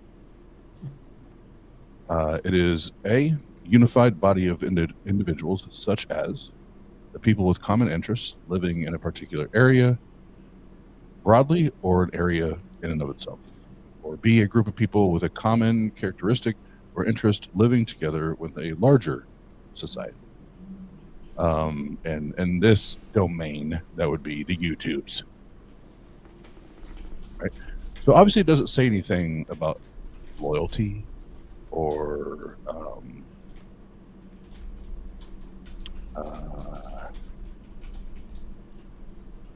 caring about or loving or supporting or nurturing or holding accountable or yada yada yada. So within that, because they call it like the Christian community, but you don't hear Christians call themselves the Christian community. You hear them talk about the Christian family, the Christian brotherhood, sisterhood, all those things that are much more intimate than that. Why do we? And this is an honest question, because I'm perplexed by this at this point. Why do we, with having so many people now, especially now more than ever, that are deconstructing and deconverting, why are we giving this false? Why are we giving this false expectation of community? Because community is not defined as, I feel, the way it's portrayed within the atheist hood. It's not what it's. It doesn't even it simply lives up to that definition, where it's just we're like-minded, but we don't necessarily care about each other. We just share ideas. We don't care. There's no love. There's no loyalty. There's no mentorships. It's just we hold a common ground, and that's it. And if that's actually where we're at, then cool. I'm at peace with that. But that's not what is preached to people coming into the community. What's preached to the people coming into the community that are deconstructing and deconverting is, we understand that you're leaving this community, this family, right? That you're walking away, and this is probably going to be tragic, and this is probably going to be traumatic, and this is probably going to be damaging. But you have this big I usually don't hear that. You have this huge community right here. Well, that's the problem. Is once they realize that it's not the family, it's not the friend type atmosphere that they were actually searching for, and they find out the brutal reality is, it really is just a community that the only thing that we share is that we lack a belief. We fucked up, guys. We fucked up. We fucked up. I think we are striving. To each of us, we're creating an idea of what community is, and more or less our definitions mirrored or differentiated, because we want to see those things. That's what we're lacking the moment we left faith. We want to see in that community what we're lacking now. Wes referenced family. Maybe once he, and I'm not, plainly stating this is what Wes was lacking once he left faith or not. It's like, for him, maybe what he was lacking when he referenced family, I'm seeking family. Now I have the ability to choose the family I want. I reference, support. I'm seeking support because, now that I've left my faith, I don't have any support. I don't know where I'm going. And everyone else that referenced something that added to their definition of what a community is. We are placing our views or what we are lacking from leaving religion onto this community. And I think also, because granted, not every atheist around the world watches TANG. Not every atheist around the world watches PSF or any other channel or any other podcast or any other in-person social group that you may or may not know of. There are pockets of smaller groups within the overarching community of people that label themselves as atheists. So you find those groups, those close friends, those social networks and functions that may mirror what you're lacking, and you build on that. Well, but that goes to, hold on, I'm gonna hold on to that thought because I'd rather do this and not forget about it. So we'll do this real quick.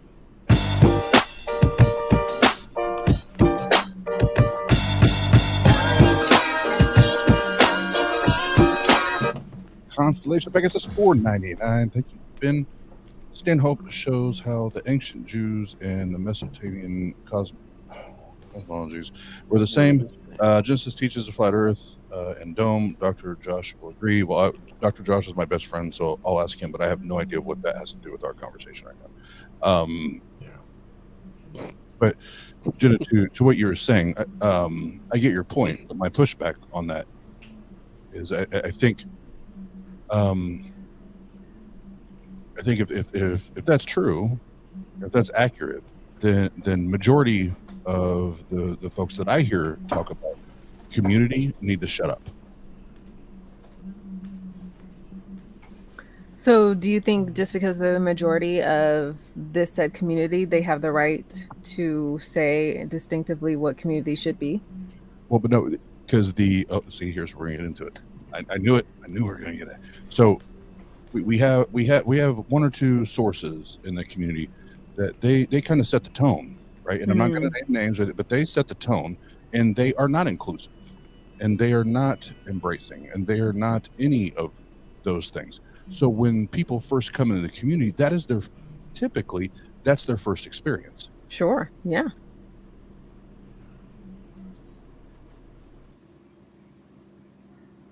That's So, my yeah. No. When you first go ahead, Phil. When you first come in, you're also kind of in your angry phase, So you're gonna naturally go toward those people that act that way. Mm-hmm. So that's a piece of it. But that doesn't. But I'm sorry, Phil, but I have to jump in there I'm sorry because I'm very passionate about this right now. So please excuse me, guys, if I jump. That does not excuse bad behavior. Oh no, it doesn't. It doesn't. And we're on a learning curve here. So it would be nice. It would be nice to be able to come out of that angry phase quicker and with more comfort and support than say happened back in the early Dawkins and Sam Harris days, where people would basically get out there and rant angrily for like 5 years, kind of a thing. But that's not always typically the case. Sorry, go ahead. No, Scott was going. I already talked enough. Oh, I was just going to say, there is a former Christian who recently converted that joined, that is part of our community, that came in. And part of the interesting thing is I had him on one of my shows when I was doing exploring epistemology. And he was on one of the shows, and then after that, he just kept in contact with me because he was letting me know, I'm kind of losing my faith, and I don't really have anywhere to go. And what can I do? It's just, that's part of the human mentality that might answer your question, like, why would they? And yeah, we could be screwing up in a way because people have their politics and they get controlling and they get a lot of different things going on, a lot of personality. That's not community. You've created an organization that pushes your agenda and pushes your ideas. So it's not a community, right? Mm-hmm. And I'm gonna put this right here because I know, Phil, I know exactly what you're saying, and I don't want to come off like an ass, but I've spent a lot of time in the last 30 days or so really digging in all this shit and really observing and listening and studying. And what Aaron just said, I think most people come into this sad and confused phase, and that gets directed into anger. That is so fucking accurate. And you move into that angry phase even when you don't find the actual connection that you wanted. You don't find the actual connection that you needed. And when you have two, maybe three, but two main organizations that set the tone for the community, the rest are fucked when it comes to trying to be the first ones to greet and say hi and welcome them lovingly and embracingly, and with compassion and empathy and all that, instead of just brute force. You know what I mean? That took some time to build that, right? That certainly took some time to those two big known communities to set the tone. That took time. And just as if what we do for TANG and what we do for PSF, that also takes time to build and grow and to eventually get past all that other bullshit, because you have to continue to demonstrate yourself differently and strive for that and push for that if that's the change you want to see. Well, no. If it's that is, yes, if it's not a community, I agree with you 100%. Because if it's a community and we share like ideas and like concepts, we should not have this level of disagreement and altercations to where it's a constant, right? So I don't understand. I don't understand why it's our way over here, and if you don't believe it and you don't see it the way we see it, then you're wrong and we're right. Well, that's one reason we need more groups. Because if you look at the debate over whether strong atheism is the way to go versus something very, very gentle and caring, different people need different things because people have different personalities. The problem of having an overly strong group is that that's the only option. Right. So and this is one reason we want to develop different groups. TANG is a big group. PSF is a growing group which wants to accomplish the same thing, or be in the space, I should say, even though they have different techniques. But part of what we are, not just the atheism, is sort of the confound of being a more empathetic person. It's a psychological trait. We are collectively more diverse, so people are going to want different things. So that's part of our challenge that kind of pulls us away from being a community. It's like the overarching thing is the disbelief, but we need to serve people in different ways for what they are, and all the way from when people want to vent and to the other end of it where people want nothing to do with the conversation at all because they just want to live their lives without all that stress. And people will come in different times throughout their 5-year deconversion, and it would be nice for us to be able to serve over time all people at all stages from non-centralized, fairly large groups that stay in communication with each other and support each other in not despite but understanding our differences too.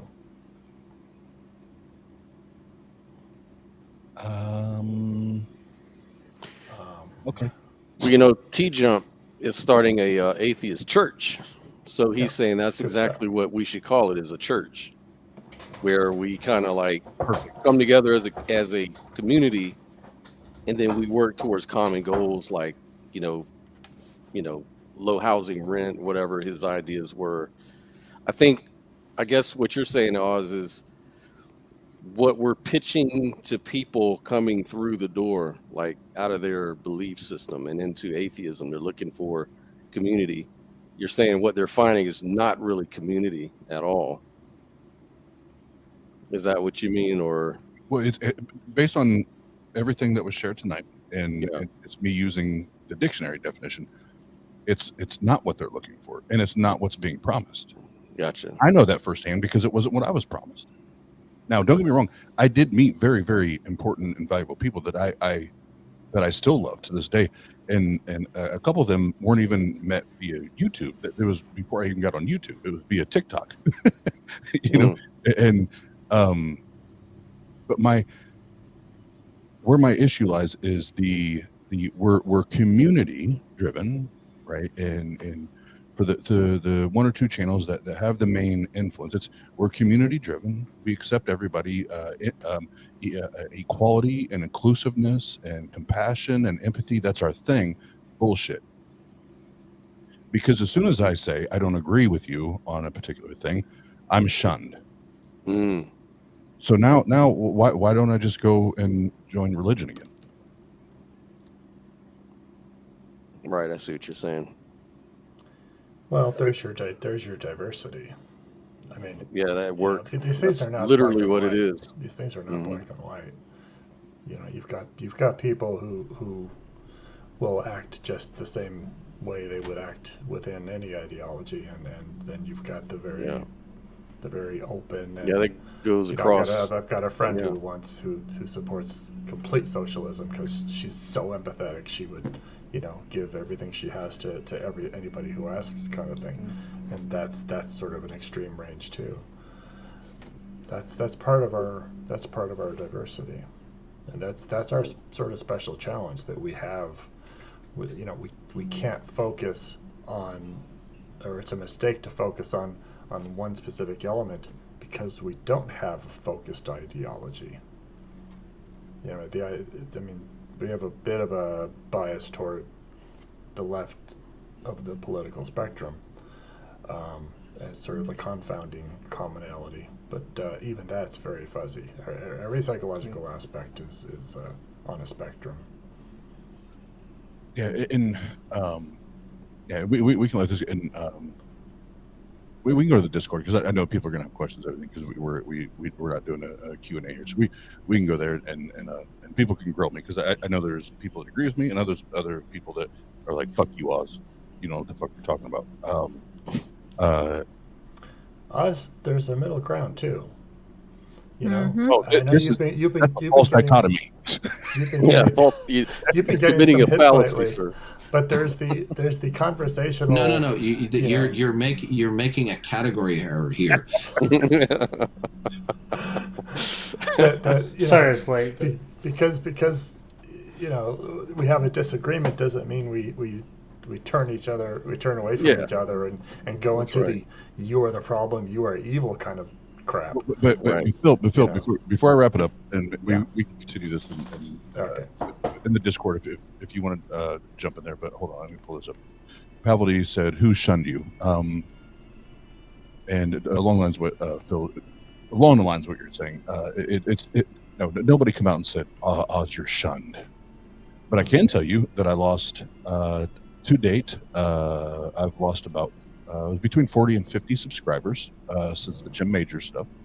I lost about 40 followers on TikTok and over 100 followers or friends, whatever the fuck you call it, on Facebook, simply because I didn't even hold a position. I just said, guys, I just encourage that all of us remain in a neutral, skeptical position. That's all I'm asking. And I literally got shit on, and I will never share them. But the messages that and I've already said this before, but the messages I received were disgusting. They were disgusting from atheists. Yeah.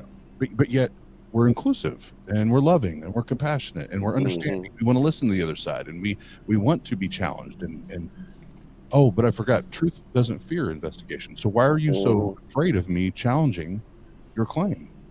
Yeah, well, it comes down to community is made of people. Whether all we can do is treat each other like family or something, if you ask me. But it's made of people. You're always going to have people problems because we only share one thing. Really. Yeah. Fuck them. We got to find other things too. So. Then say community and properly define it. That's all I'm asking. Properly define your terms and let people know this only boils down to the fact that we lack a belief in a God. That doesn't mean I care about you. That doesn't mean I love you. That doesn't mean I'm going to be there for you. That Mm-hmm. doesn't mean all that shit. And as soon as you disagree with me, I may stab you in the back. Like, just define your terms and make sure everybody understands that we're not family.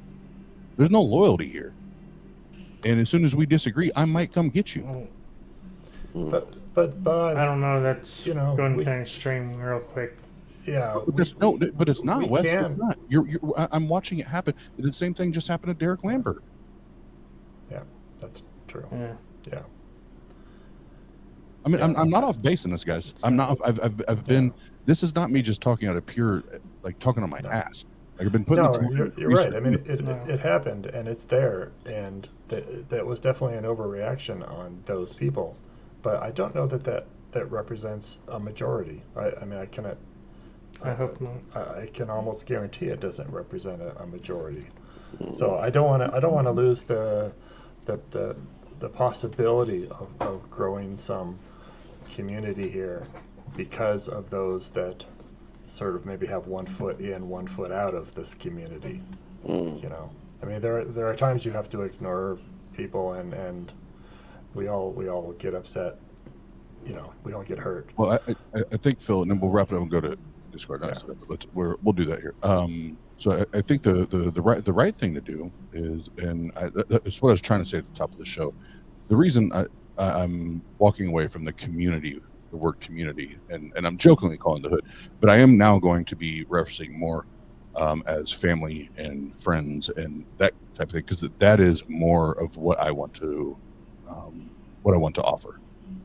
Because I want it to be that. I don't want it, because now understanding how everyone sees and defines, not everyone, but you guys aren't the first ones I've asked those questions to, like how they define it. I don't want that. I have no desire to be that. I want to be a place that's like family, not community. I want to be a place that's like family, and that you can trust, and you can be there, and you can know that if you do fuck up, even if you do fuck up, and you say some dumb shit or you do some dumb shit, you're going to be held accountable. You're going to have to fess up and handle that shit, but you don't get thrown in the goddamn dumpster for being a human. Yeah. That's all I'm saying. I'm with you. I'd also like to say I consider you all family. Yeah. Even though I've only known you for a short time, really, but and I'm a cradle atheist as well. So it's not like I was necessarily looking coming out of religion. Mm-hmm. I was just looking because I found I didn't have it in my other life. So I went to online and I found something. I consider you all real, and Same here. Yeah, I agree. And it takes a little time. Yeah. Matter of fact, Oz, you were like the first guy that helped me with my first debate, with Victor. Oh boy. You remember that? I mean, that was like when I first came and joined up with everybody and got to get to know everybody, and ironically, Justin helped me get into that whole debate thing and get my feet wet and get me started, and you helped too. I learned a lot listening to you and talking to you a few times. So, I did find community, to be honest with you. Like, I would be lying if I said I didn't. I found a lot of community here, and it's really launched me to what I'm doing today with everything that I'm trying to do. So, I don't know. I find us very supportive of one another. And if Oz is uncomfortable with that word right now, that is perfectly fine. Yeah, that's cool. That's perfectly fine. Oh, I'm actually sitting here like, I'm going to keep my mouth shut because I don't want to piss in your Wheaties. Yeah, yeah, I know. Like, I'm not offended by it. I'm not hurt by it, but I'm like, yeah, I know. You're just holding back. I don't want to piss on my dude's Wheaties, but it's just perspective, man. That's all it is. It's like I'm coming from a very honest perspective. That's all I can do. So what you're telling me, I understand that's what you're going through. That's what it is. That's your challenge, and I don't have a problem with that. I'm not going to disagree with you in any kind of way at all.